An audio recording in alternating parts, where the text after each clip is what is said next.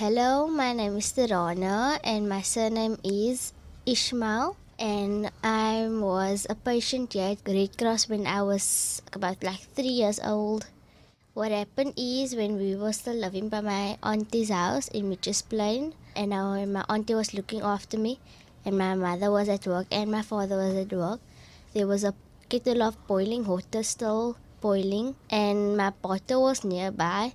And so I was still small, and I tried to reach my bottle, and by mistake, I pulled the plug of the kettle, and the whole kettle fell on top of me.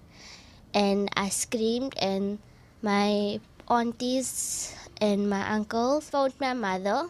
My mommy rushed me to Red Cross Hospital, and yeah. Good morning. My name is Shanika Abdullah. I'm the mother of Taraana Kutsia. I'm currently staying in Woodstock.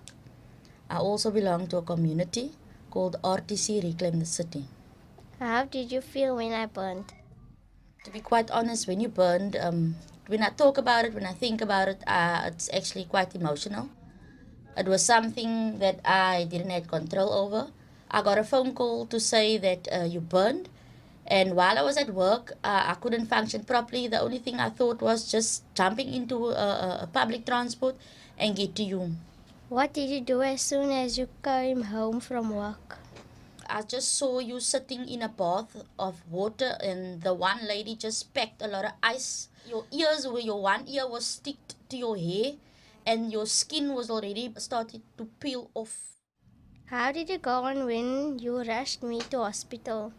I was crying, I was nervous, I didn't know what to do because for a mother having a child for the first time, it was also for me, it was a learning curve. Actually learned a lot. I grew as I went through the phase of Taraana burning. For how long was I in hospital? You were in hospital for approximately 2 weeks. Who all supported me in hospital? The people that supported you in hospital was your granny, myself, your father, and a couple of my colleagues.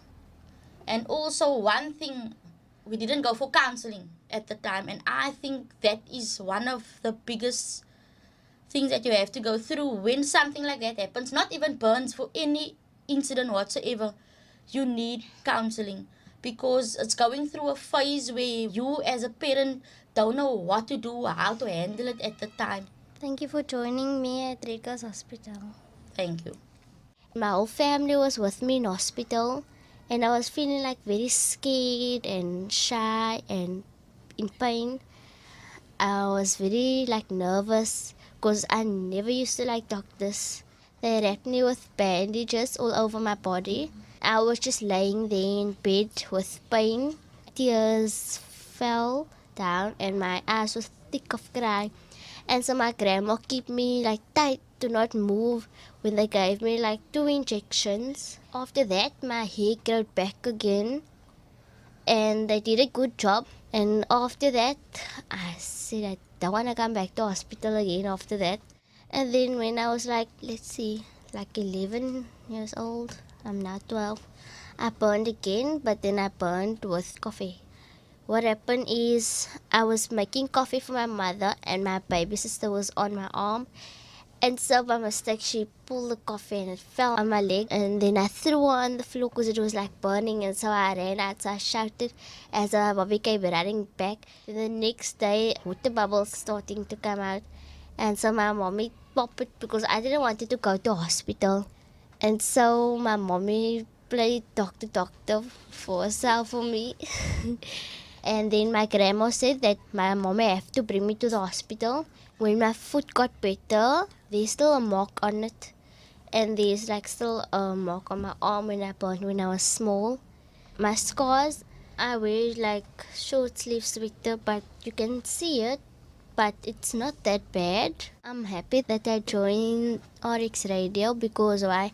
It's fun for me and it's almost like your family. At RX Radio, I learned how to work things like the recorder, how to use it, and we teach each other. And the one that teach one, and that one teach another.